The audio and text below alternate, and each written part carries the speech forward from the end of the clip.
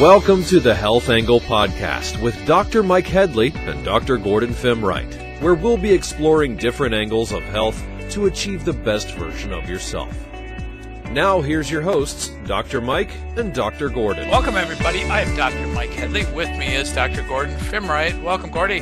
Hi, Mike, and welcome, viewers. Today's subject is eye health, so I'm looking forward to diving into this subject. If you haven't subscribed to our podcast yet, please do so. You can also click like, and also there's a notification bell so you can get notification of our upcoming podcast. So, Dr. Mike, when I think of eye health, I know there's a whole slew of things that we can talk about, but when I think of it, I think about classmates or friends who are like holding that reading material just a little further away than they should. Their menus are held out here, and I don't wear glasses myself. I want to share with some of my strategies that I personally do to mitigate the idea of wearing glasses. I have worn those cheater glasses or the magnified glasses before, and I'll share a little bit of my insight in that. When it comes to eye health, what comes to mind for you? You know, the mantra in my circle is that as you get older, your eyes get weaker and weaker and you need glasses. These are kind of magnifying glasses. I've had the same ones for years. And I agree, as we age, our eyes should get worse if we don't do anything. If we don't do anything, why would they get better? Right? I mean, if we don't strengthen our biceps, how could our biceps get a lot stronger and better as we age? If our heart, you talk about consistency is more important than intensity, and we talk about eating well and moving well and thinking well, and talk about your nervous system going to the eyes. But when I think of eye health, my eyes should get weaker if I don't do anything. So we're going to give people strategies, and I'm going to give people my insight. And I'm curious to hear how you keep your eyes healthy, Gordy. But yeah, it should get weaker because we aren't taught how to strengthen our eyes or how to maintain our eyes or what good eye health is. So this is really, really critical. We talk about some basic fundamental stuff, Gordy, but it's really, really important. I couldn't agree more. And Dr. Mike, I'm going to give a quick anatomy lesson for people. So what is vision? It starts with light entering the eyes through the cornea, which is the pupil and the front part of the eyeball. It passes through the lens. The lens in our eyeball gives us the ability to focus or look far away. It doesn't get blurry. It gives us that focus factor. So once it goes through the lens, it goes on to the retina, that light does. And the retina is these are cells in the back of the eyeball. These detect the light and convert it into signals that are then sent along the optic nerve to the brain. And then the brain interprets these signals into images, allowing us to perceive and interact with our surrounding. The most common eye condition that I'm aware of through other friends is just what I talked about, the farsightedness, also known as hyperopia. And what this is where people struggle to see things nearby. So what I do personally, Mike, is I know as we mature, we lose that ability to focus. And so me being a middle-aged man, I'm more observant of it because I too sometimes I'm like, I can't quite see this ingredient on this product. I can't quite see it. And I got to pull it away a little bit. But I am actively doing strategies to optimize my eye potential. So what I do is I use this product. It's called the Pinhole Glasses. And what I'm going to do is I'm just going to show our viewers what it looks like. It looks like this. And Dr. Mike, can you see that? And you probably have a pair of these too. Yeah. So you can get these. Great. Yeah, they're awesome. You can get them on Amazon. You can get them through Walmart online. eBay has them as well. If I could demonstrate how it would work, you can mimic it by either poking a hole, a small pinhole, or more like a nail hole in a piece of paper. And you can look through that and you can bring the writing right up to you and you're going, wow, I can see a lot more. It doesn't get blurred. Another way you can do it is you just make a small hole with your hand and you put it up and then bring your reading material up. And again, it doesn't get blurry. It's perfectly focused. So that's how the pinhole glasses actually work. It's for the focusing muscles. Now, doctors say, "Oh, this isn't going to work. This is not going to improve your eyesight." Well, just like you said, Mike, I agree. It probably won't, unless you wear those eye trainers, as they're called, and do some specific exercise with that. So when I wear those pinhole glasses, a lot of times I'll be working on my cell phone or computer, or maybe I'm reading my Kindle. And I read them because it just takes some of the fatigue factor off my eyes. But there's exercises that you can do. And when I originally bought these years ago, I got this packet that showed some exercises. And some of the exercises while you're wearing the glasses are taking your thumb, you're focusing in and out on your thumb as you're going back and forth. Another thing you can do is focus on an object maybe 20 feet away and then focus on something a couple feet away and you go back and forth. Another thing is you can take your thumb and you can basically make kind of a zigzag. You hold it out to one side, you bring it over here. You don't move your head, you follow it with your eyes. And then you go to the other side, you can bring it up, across, over, and you just focus on that item with the pinhole glasses on.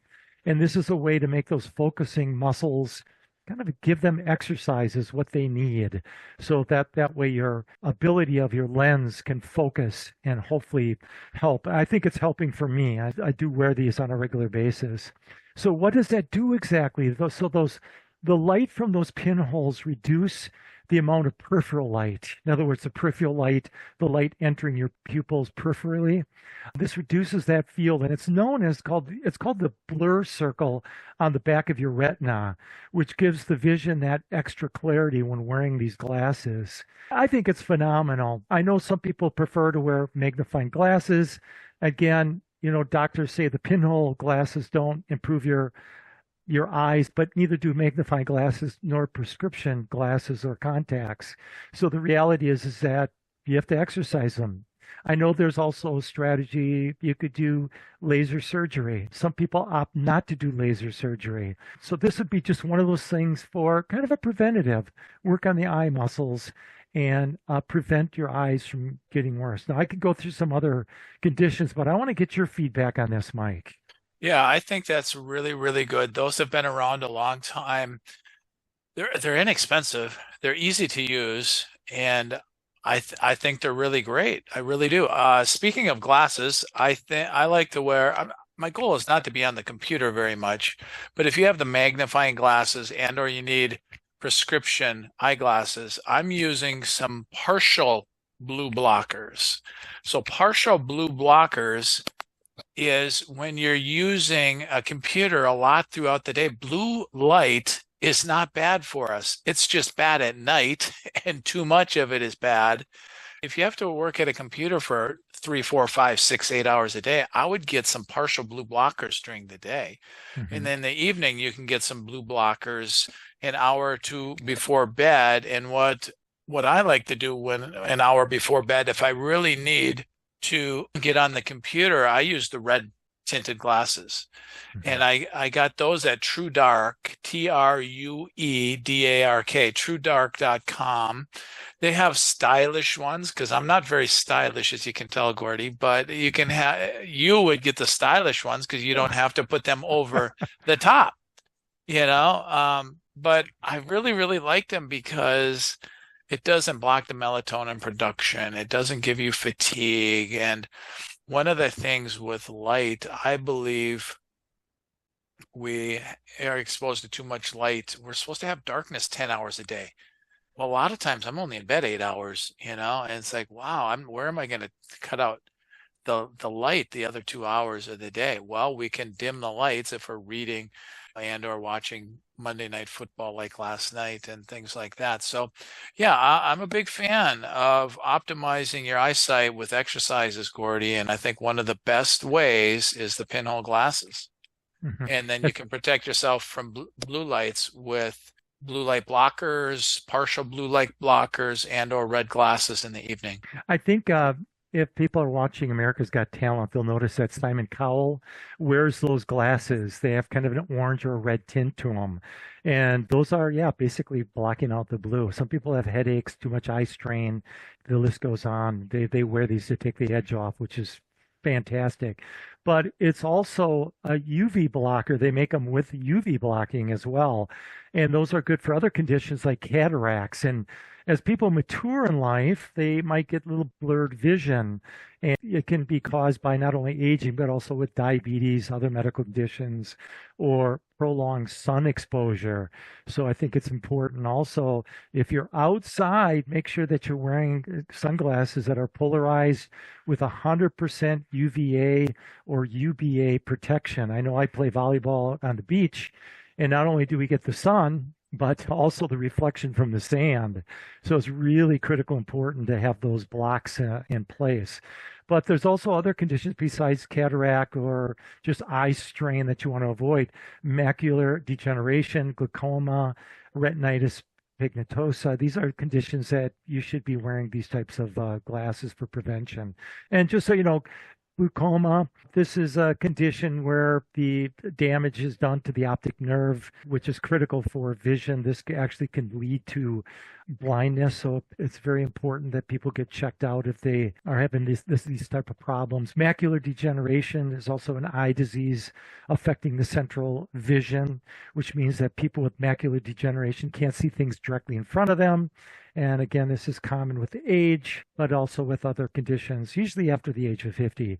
There's retinitis pigmentosa, which is inflammation of the retina. And this is also serious and can lead to blindness, so seek medical care. And then I have some nutritional for eye health that I'll go over here in just a little bit, Mike, but I'm going to pass it on to you. There's a few other simple exercises that I would like to showcase. Like you said, with keeping your eye focused straight ahead and then just doing simple range of motion. You can look up, you can look down, you can look to the right, you can look to the left, you can go up at diagonals and just strengthen your eye range of motion, I call it. And then, like you said, convergence and divergence. You can look at something really close and then look away at a far object or a poster, and then look again close and then look away. And that's really, really good to, instead of just getting blurred vision and can't focus. And there's something called the Bates eye method. And my dad has macular degeneration and it's really stable. And so he's happy with that. He's doing nutritional protocols and he's seeing a chiropractor that does some other nutritional testing. But he does some exercises called the Bates method, BATES method. I just wanted to describe a little bit about it. It says, under the Bates model, vision impairment is caused by a habit of strain in the mind, which leads to unnecessary effort when performing any thought or task. While this strain can be brought about by many different factors, its solution is to learn how to obtain relaxation. And as such, strain is primarily a mental habit leading to physical effects that differ from person to person, both in degree and type. By utilizing Bates techniques, it becomes possible to gain insight into the nature of the strain, both mental and physical, by carefully observing the feedback received by the eyes as you practice.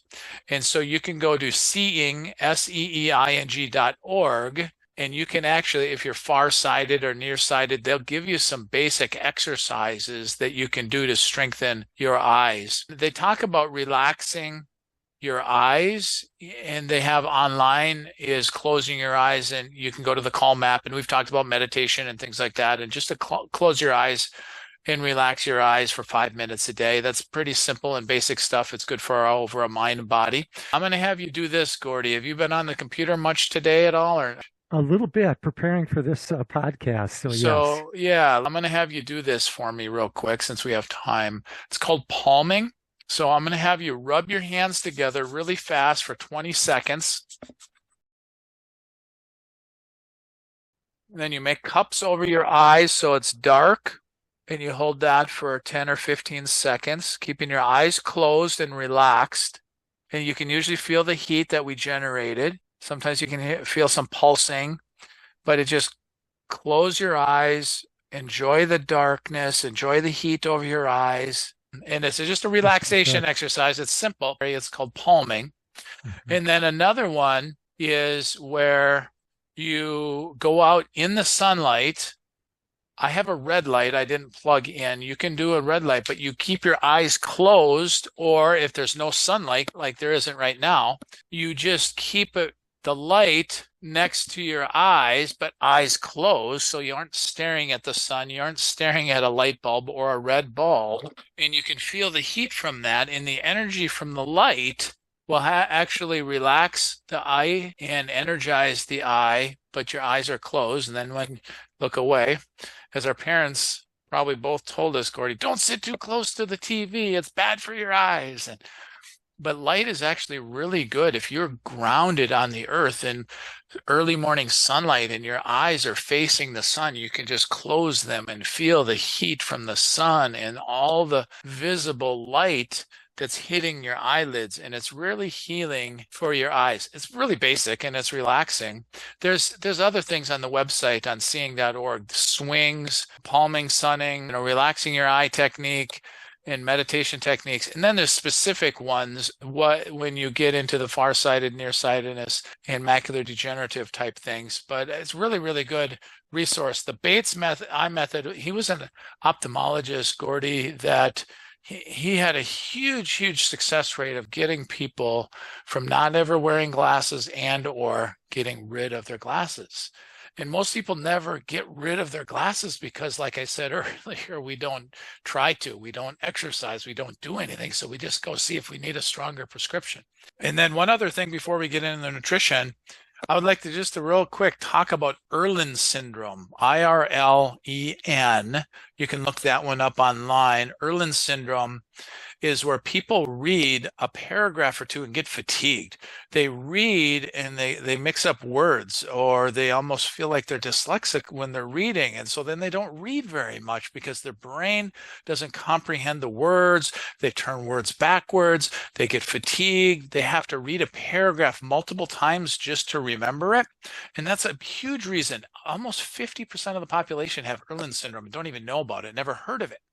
So real quick is when you go to an Irlen practitioner, they will do a bunch of different tests and evaluation on your eyes, and they will see which color lens will help stimulate your brain so you can see. And I did this with my son because he would get fatigued and didn't like reading, and he would mix up words. So he wore yellow tinted glasses and he could read. His brain didn't fatigue. He could focus, and it was really, really good. So you can get the specific glasses, or you can get an overlay just to put over your Kindle or over your book or whatever, purple or green or whatever it is. And it just helps the eyes relax and focus, and it helps your brain process the information. So that's Irlen syndrome, and it's surprising how many people have it. And it's really, really, really cool when you can help someone read and not get fatigued and really understand what they're comprehending through the books and words. So with that, Gordy, I have a few things with nutrition, but I'll let you go and tell me what your tips are first. Yeah, thanks for sharing, Mike. Great information. When you're talking about the that technique where you're kind of calming the eyes by cupping them, I thought about a mask that I'd worn. It's based off of some Chinese medicine. They do make specific masks, either from different parts of Asia, Korea, Japan, China, that you put it over your eyes, and it's just, I've used them before, and they're incredible. The only concern I would have is if there's any chemical involved, because you are breathing this stuff in. So I think you really have to read the labels. As far as nutrition to the eyes, a balanced diet rich in vitamin A, C, and E, along with the minerals zinc and antioxidants, are great for eye health. So foods like carrots, spinach, fish are excellent choices. Omega-3 fatty acids found in fish can also help maintain retinal health. And then as far as supplements, they make a few, Dr. Mike. The one that I'm going to cite here, it's easily found at Costco, Amazon, and other health food stores. It's called Acuvite, and it's an eye vitamin and mineral supplement specific for eye health. Again, it contains zinc, vitamin C, E, omega-3, lutein, which is an antioxidant. It helps reduce eye fatigue and macular degeneration. Then I also have some techniques for protecting your eyes, just a list of maybe 3 or 4 things that people can do. And Dr. Mike, I'm going to pass it back to you to hear if there's any other supplements or vitamins or nutrients that you would advise. Those are the big ones. The vitamin A, I had the same things, lutein, zeaxanthin, omega-3 fatty acids, gamma, linoleic acid, vitamin C, vitamin E, and zinc. When an eye doctor looks through your pupil to the back of your eye, it's the only place we can see a live blood vessel. And so if you see dilation, leaking of the blood vessel, different aneurysm type stuff, your arteries aren't very healthy and well. And so you can look back in through your pupil and see what the integrity of your arteries are. And so under our favorite supplement podcast and biohacking and different nutritional stuff, I mentioned I take a product called Cardio Miracle.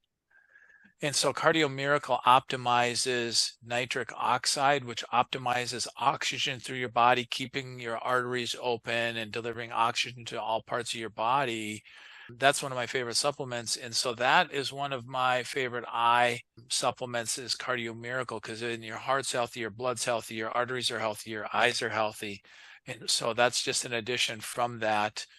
And then just to finish up my part, Dr. Gordy, is there's one other technique called Saccade pyramids, SACCADE, Saccade visual training, innovativeyecare.com, and it's a pyramid with letters, and there's a bunch of different pyramids, and it trains you to, just like a regular eye chart, it trains you to go from left to right like we read, and to use these different pyramids by recognizing the letters and tracing one letter to the next. So Saccade pyramids is another eye exercise and strengthening technique that people can use.